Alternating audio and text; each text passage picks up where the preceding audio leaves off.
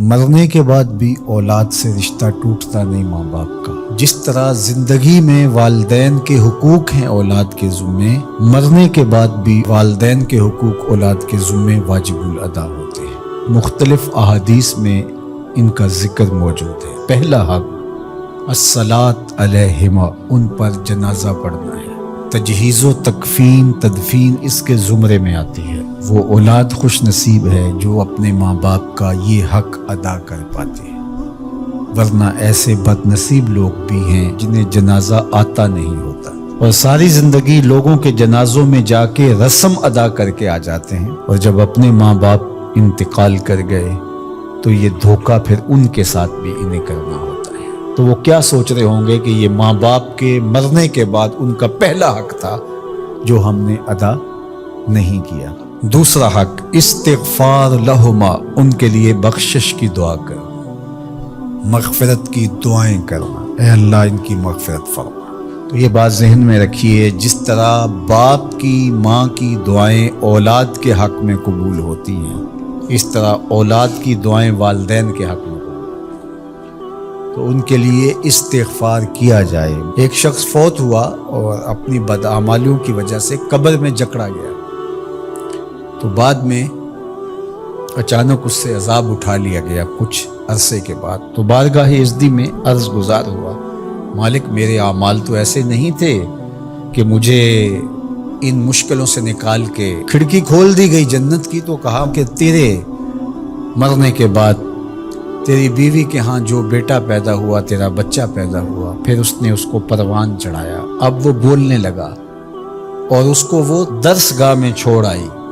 تو استاد نے اس کو پڑھایا، بیٹا پڑھو بسم اللہ الرحمن الرحیم، تو اس نے یہ پڑھا، مجھے شرم آئی کہ اس کا بیٹا مجھے رحمان الرحیم کہہ رہا ہے اور میں اس کو عذاب دوں۔ اللہ اکبر۔ اولاد نیک ہو تو اس کا فائدہ ماں باپ کو پہنچتا ہے۔ ایک حق یہ بھی ہے کہ اولاد نیک ہو، چونکہ اچھے اور برے اعمال قبر میں ماں باپ کو پیش کیے جاتے ہیں۔ اچھے ہوں تو خوش ہوتے ہیں، برے ہوں تو انہیں تکلیف پہنچتی ہے۔ اس لیے ماں باپ کا مرنے کے بعد جو اولاد کے ذمے حق ہے، ان میں سے ایک حق یہ ہے کہ وہ نیک اور صالح ہوں تاکہ ان کو قبر میں راحت پہنچے۔ تیسرا حق ماں باپ کا جو اولاد کے ذمے ہے وہ انفاذ العہد ہے، ان کے عہد پورے کرنے، ان کے وعدے پورے کرنے، یعنی انہوں نے جو عہد کر رکھا تھا کسی وجہ سے پورا نہیں کر سکے تو اولاد کے ذمے ہے کہ وہ اس کو ادا کرے۔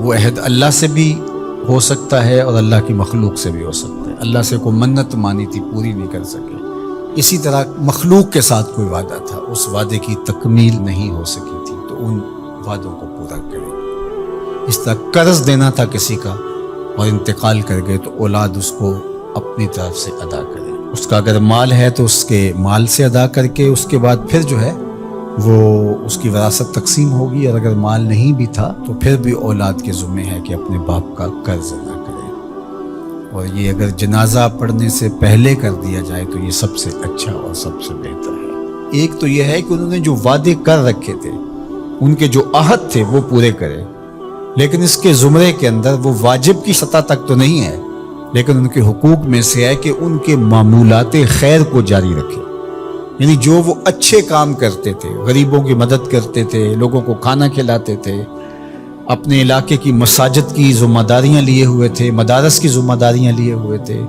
غرباء کے علاج معالجے کی ذمہ داریاں لیے ہوئے تھے، اس طرح اور رفاعی ذمہ داریاں اپنے ذمہ انہوں نے لے رکھی تھی، تو ان کے انتقال کے بعد اگر صلاحیت اور حالت مالی ایسی ہو تو اولاد کو اس تسلسل کو ٹوٹنے نہیں دینا چاہیے، کہ یہ نہیں ہے کہ اب والد صاحب چلے گئے، ماں چلی گئی تو غریب رشتہ دار جو پردے سے ان کی مدد ہوتی تھی یا ان کے گھر کا چولہا جلتا تھا، تو ماں کے جانے کے بعد اب اولاد کہے کہ یہ آپ کا اور اس کا تعلق تھا، وہ چلی گئی تو کام ختم نہیں۔